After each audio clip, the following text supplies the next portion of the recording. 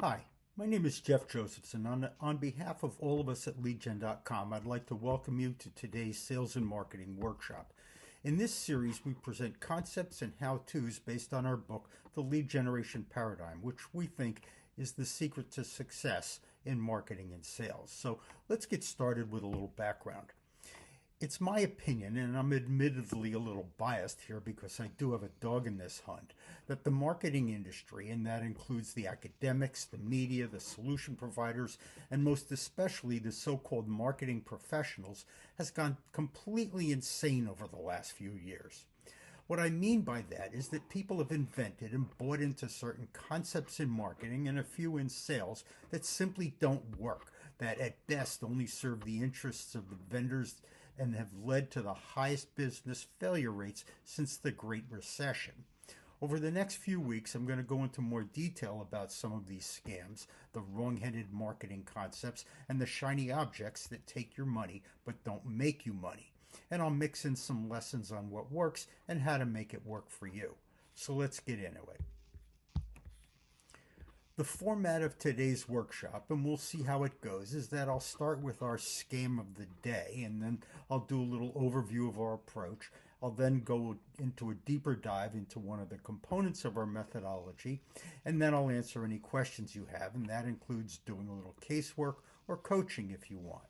That is, if you have a specific sales or marketing challenge, request in on the live link and that you see here, and I'll see if we can solve it for you today after we get through with the presentation material.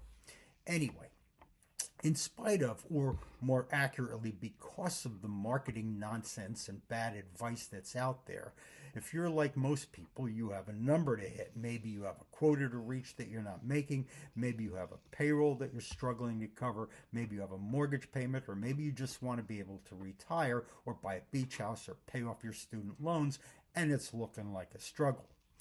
Ultimately, it comes down to sales, or as they used to say, nothing happens until somebody sells something. And if you ever needed a definition of marketing, that's it. Nothing happens until somebody sells something. It's funny, when I was writing this, it reminded me of a story from when I was in field sales.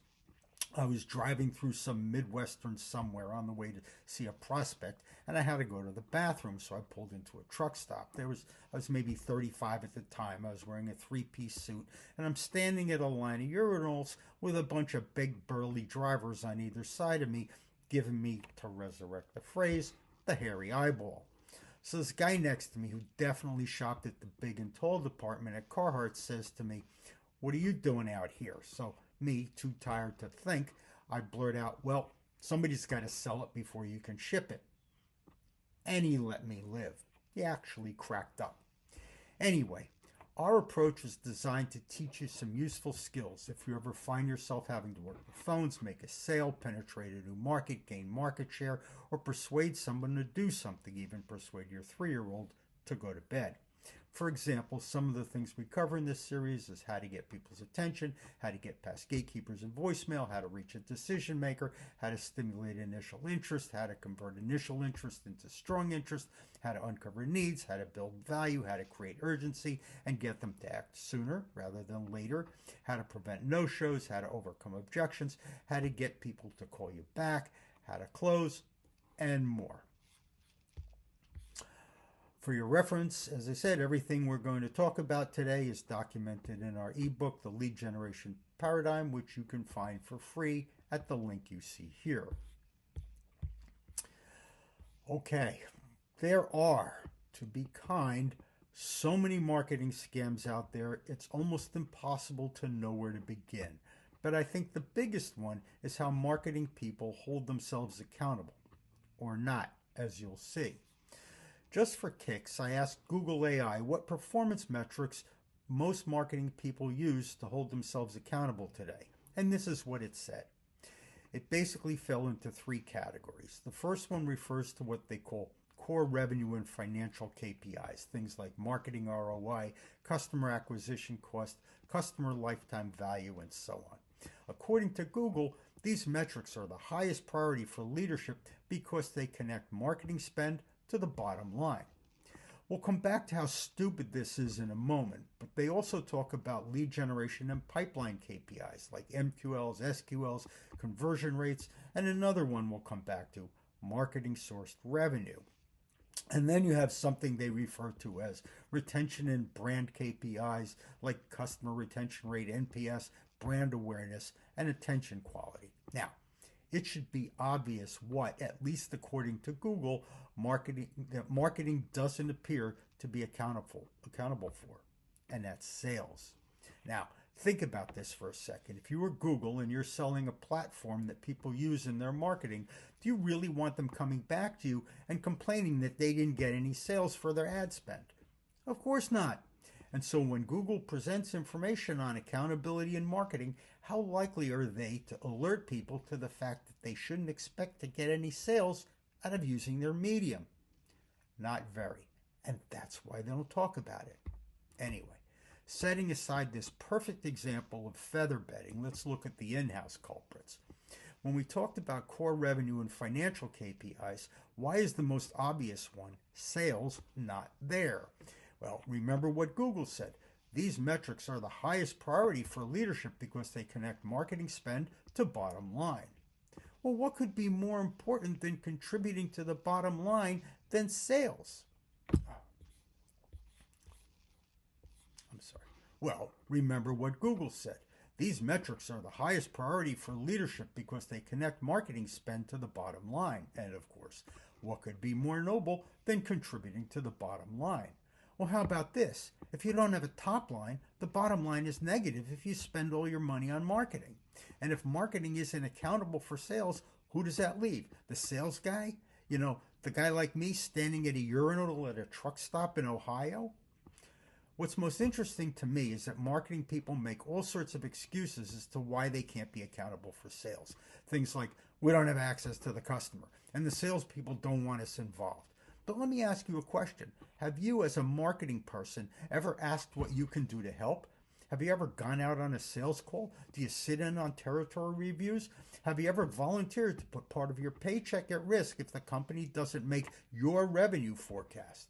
Anyway, the other one I like is the ode to excuse making, or marketing sourced revenue. The reason I like this one as a scam is because it uses the fact that you can't perfectly trace attribution on most sales in order to avoid accountability on most sales. It's the ultimate game of three-card Monte.